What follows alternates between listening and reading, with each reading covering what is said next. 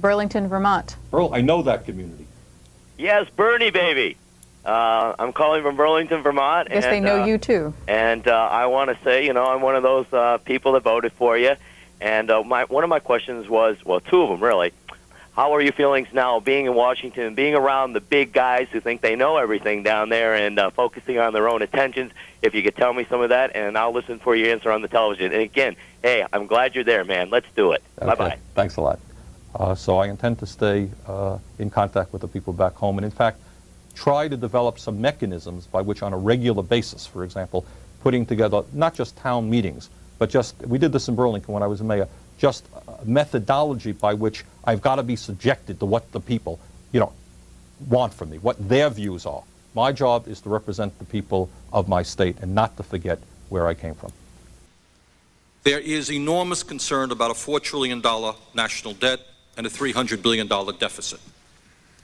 You can't go to a meeting here in Congress or watch television without that concern being surfaced. I find it, therefore, extraordinarily amazing that a request for another $45 billion is being brought forth, and that is, for some of us, a lot of money.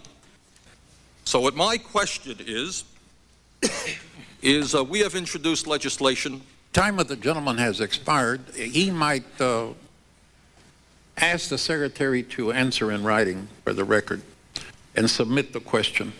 Okay. The gentleman his time has expired, and we recognize Mr. Klein.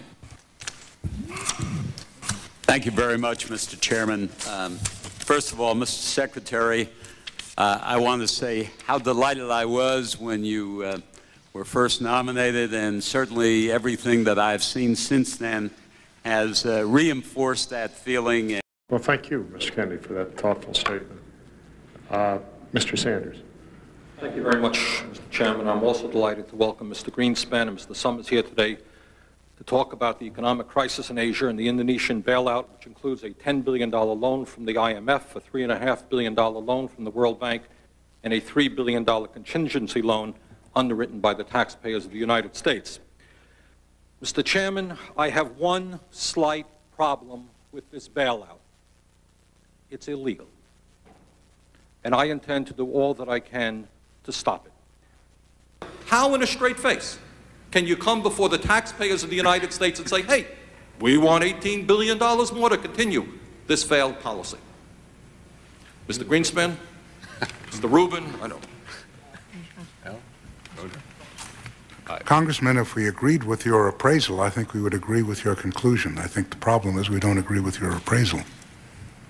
And I would suggest to you that if the I.M.F. never existed, we'd be looking at very much the same sort of problems that they have.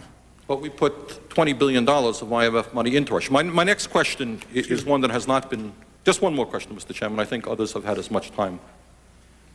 And this is a perspective that we're not hearing too much from this committee today.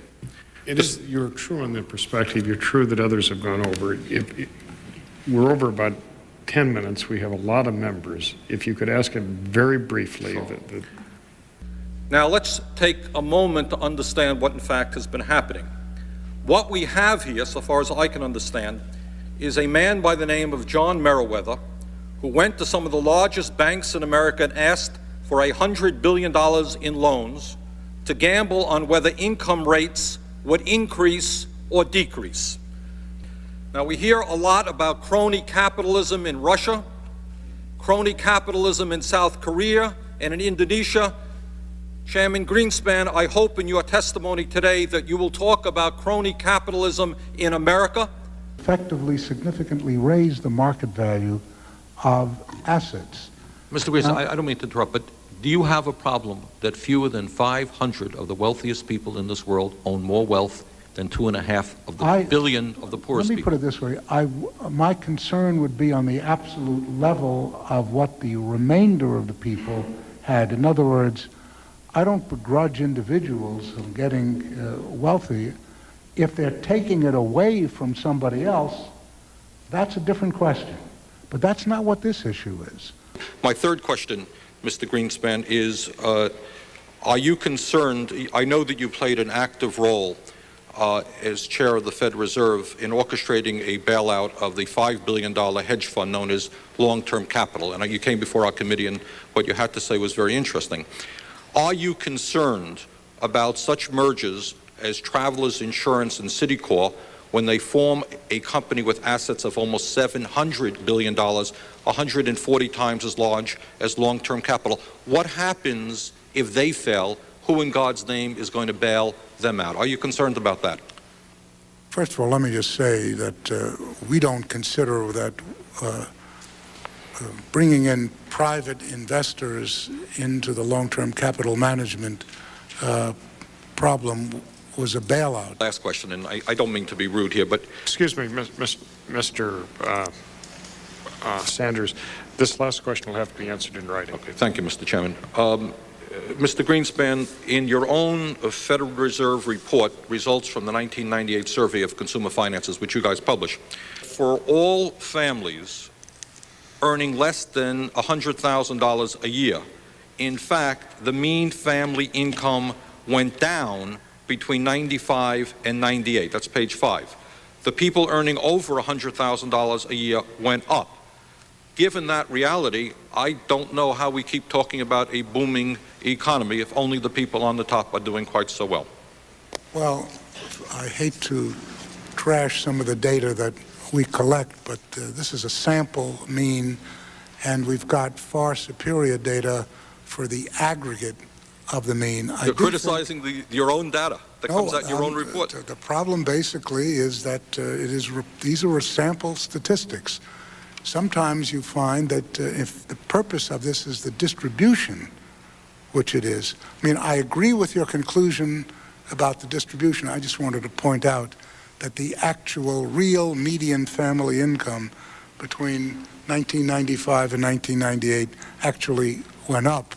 For everybody, but not for people on $100,000 a year or less. All I would say to you is I think our data are accurate in a relative sense, and the conclusion you draw, I don't find objection to. I just wanted to raise the issue. Okay, I'm using your statistics, sir. Okay. Time of the gentleman has expired. We have the greatest gap between the rich and the poor of any industrialized nation, and this is an economy that is improving. I hate to see what would happen if our economy was sinking. Now, today, you may not have known this. I suspect that you don't, but you have insulted tens of millions of American workers. You have defended over the years, among other things, the abolition of the minimum wage, one of your policies, and giving huge tax breaks to billionaires. But today you reached a new low, I think, by suggesting that manufacturing in America doesn't matter. It doesn't matter where the product is produced. We lost 2 million manufacturing jobs in the last 2 years alone, 10% of our workforce. Walmart has replaced General Motors as the major employer in America, paying people starvation wages rather than living wages, and all of that does not matter to you. Doesn't matter. If it's produced in China, where workers are making 30 cents an hour, or produced in Vermont, where workers can make 20 bucks an hour, it doesn't matter.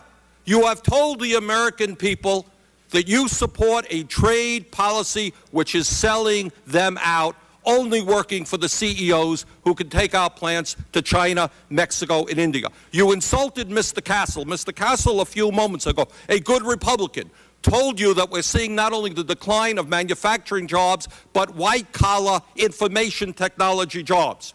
Forrester Research says that over the next 15 years, 3.3 million U.S. service industry jobs and 136 billion in wages will move offshore to India, Russia, China, and the Philippines. Does any of this matter to you? Do you give one whit of concern to the middle class and working families of this country? That's my question. For a major industrial country, we have created the most advanced technologies, the highest standard of living for a country of our size. Our economic growth is crucial to us. The incomes, the purchasing power of our employees, our workers, our people, are by far more important than what it is we produce. People flock to the United States. Our immigration rates are very high. And why? Because they think this is a wonderful country to come to. That is an incredible answer. Mr. Paul?